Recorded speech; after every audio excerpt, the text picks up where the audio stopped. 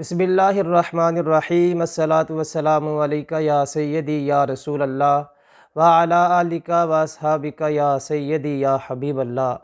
ناظرین کرام، آج کل جیسے حالات چل رہے ہیں ہر بندہ ہی پریشان رہتا ہے۔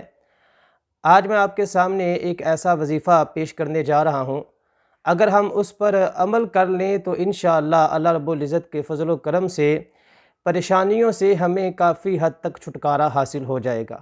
حدیث پاک میں آتا ہے، ہمارے پیارے آقا صلی اللہ علیہ وسلم نے ارشاد فرمایا، لا حول ولا قوت الا باللہ العلی العظیم۔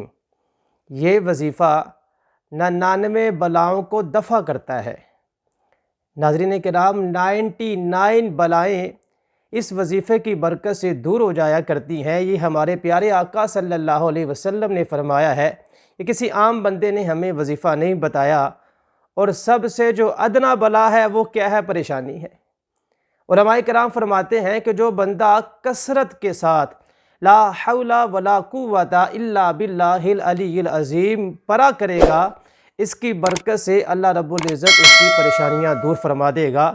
اور اس کے ساتھ ساتھ یہ بھی ایک کام کر لینا چاہیے کہ روزانہ 60 مرتبہ لا حول ولا قوت الا باللہ العلی العظیم پانی پر پڑھ کر پانی کو دم کریں اور سب کے سب پی لیا کریں۔